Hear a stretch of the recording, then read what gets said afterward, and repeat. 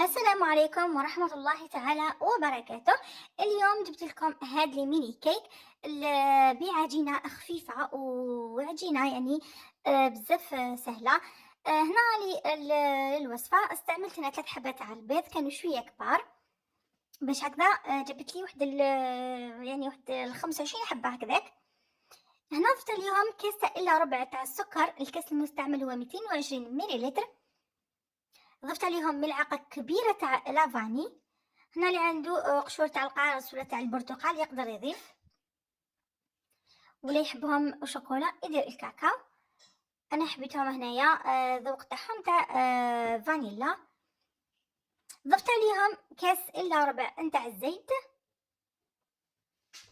وخلطت بالهكذا بهذا الخلاط. خلطهم مليح مليح حتى هويت هذاك البيض مليح مليح، تحسوا انه ضاعف حجمه شويه. ضفت كاس الا ربع تاع الزيت تاع الحليب عفوا، وخليته يتخلط هكذايا مليح مليح.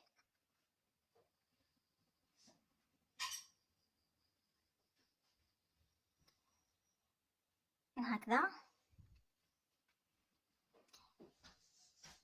هنا كان عندي 3 ملاعق تاع نانوات كوكو، ضفتهم كإضافة لأنه نحب يعني ذوق تاعو في الكيك. خلطت هكذايا، شوف كيفاش ترغول لي لأنه طلعت البيض تاعي. بديت نضيف في الفرينة، بديت رحت معاها بالعقل. هنا 2 علب تاع عفوا 2 كيسين تاع خمارة الحلوى وزن 10 غرام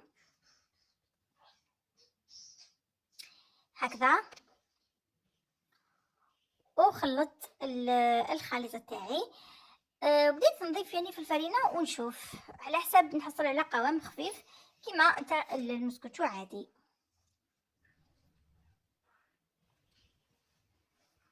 خلطته هكذايا مليح.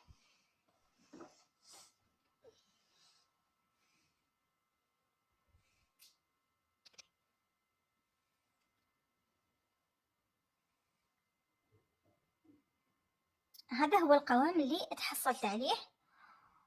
وضفت شويه كانت حسيتها انه ناقصها شويه، لانه دائما كي نديروا الخماره تزيد تضاعف لها في الحجم تاعها وتبان بلي راهي هذيك هي العجينه.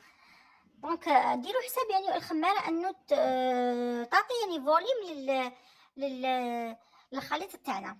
هنا كانوا عندي هاد شويه تاع الكاوكاو محمص وملح خشين، ضفتهم كاضافه تمد لي كنكهه يعني للكيك تاعي. هنا جبت هاد لي مول صغار تاع لي ميني كيك هكذا.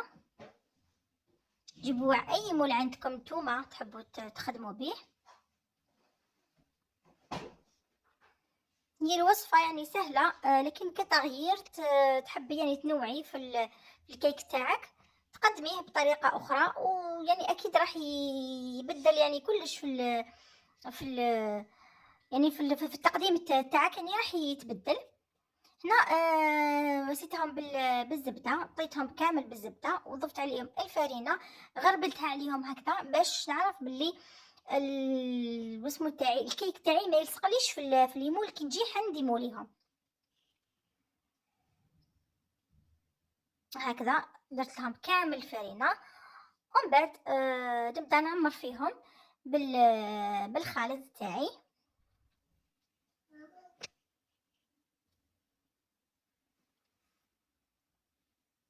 هكذا.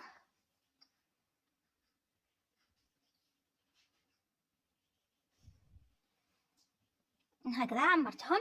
هنا كي نجو حنا نعمروهم ما تكثروش بزاف، انا شويه كنت مزروبه، ف يعني كنت حابه نكمل يعني في ساعه يعني في وقت قصير. عمرتهم شويه يعني شويه خرج لي الخليط يعني كيبدا كيطابوا لي. ودوك تشوفوا كي خرجتهم من الفرن كيفاش ديفلوباو يعني فوق الحساب. دونك هنايا نتوما ردوا بالكم ما تعمروش كيما عمرت انايا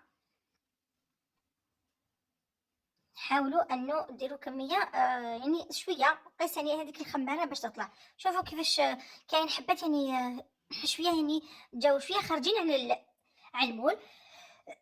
لكن معليش ماشي يعني مشكل. هنا خليتهم شويه بردوا فقط، ساعفتهم.